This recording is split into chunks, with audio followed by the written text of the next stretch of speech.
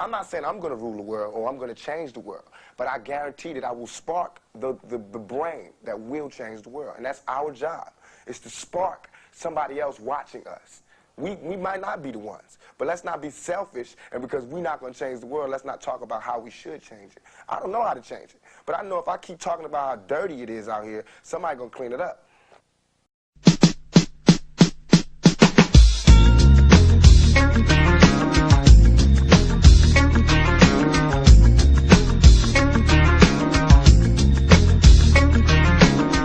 Tupac Shakur was arguably one of the most influential music artists in the 90s, and some may agree that he still is.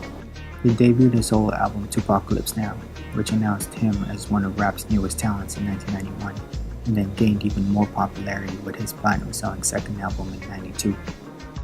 After the successes of his first two albums, he pursued an acting career which landed him roles in Ernest Dickerson's Juice in 1992, and alongside Janet Jackson in the 1993 film Poetic Justice. After a few run-ins with the law, Tupac was shot and robbed in New York City, which sparked a feud between East Coast and West Coast rappers due to his accusations. After his recovery, Tupac was sentenced but only served months of a 4-year sentence with the help of Death Row Records. In '96, Tupac released the double-set album All Eyes on Me, which entered the US Billboard charts at number 1. The album sold 6 million copies in its first year alone. Later that year, Tupac Shakur was shot in the streets of Las Vegas after watching a Mike Tyson fight. He was later pronounced dead 6 days later from his injuries.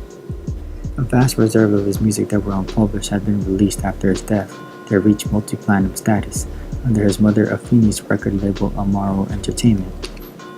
I know you might be asking how we would present a live event by a rap superstar that had passed on. This idea comes from the great mind of the one and only rapper producer Dr. Dre. With the success of his hologram of Tupac Shakur in last year's Coachella Music Festival, I have joined forces with Dr. Dre himself and the companies that helped him make Tupac come to life to put on a one-night-only show. It will be right here in the heart of Los Angeles, where Tupac was made famous, and at the largest concert venue on the West Coast, the Staples Center, with a capacity at 20,000 seats. Selling out concerts for Madonna, Justin Bieber, and Beyonce are gold.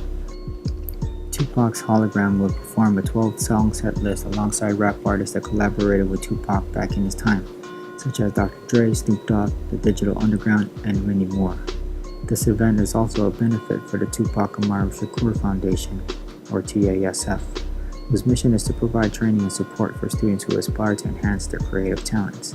A portion of the proceeds from ticket sales will go to the benefit of TASF. The day of event schedule consists of the following. Travel arrangements for Dr. Dre and Afeni Shakur from their homes to the Staples Center area.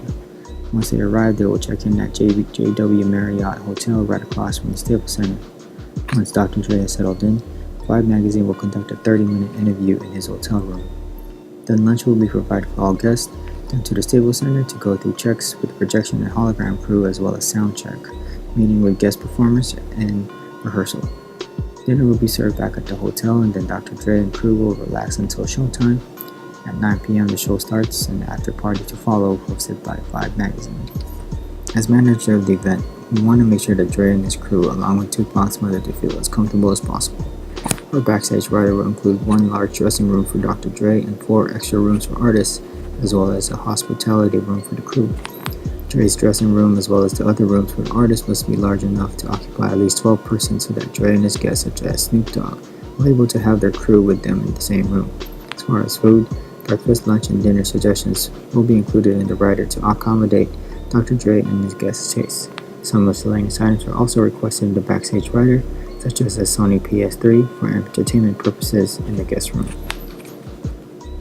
Taking that this show also benefits Tupac's foundation, we have taken the revenue and expenses for the event very seriously and close consideration. As we may expect, having an event at the Staples Center that can hold 20,000 for a concert, we would expect to have at least 10,000 tickets sold. Along with an estimated 100,000 copies for the event's DVD to be sold, we would expect to reach a $3 million mark for our net sales.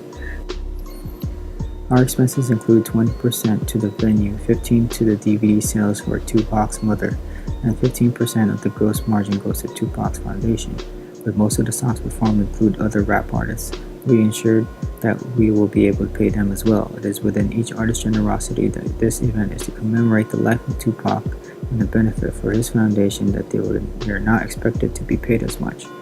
And lastly, the companies behind the technology of Tupac's imagery and projection would need to be paid accordingly as well for all their hard work.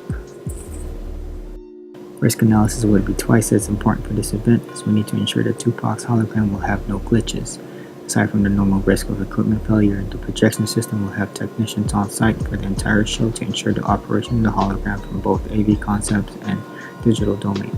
Backup generators will be on hand in case the venue's power go out unexpectedly.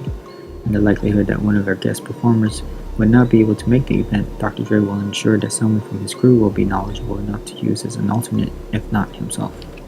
As big as this event may be, something will surely come unplanned.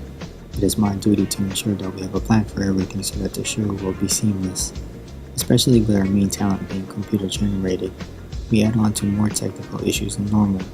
Managing a tour is not easy, let alone presenting and advertising a performance by a deceased music artist. If I had to learn one thing from this event, it all comes down to the work ethic that you put into the difficult task that was given to you. In my case, making sure that both Dr. Dre and even Afeni Shakur are happy, and to ensure that their day goes as smooth as possible.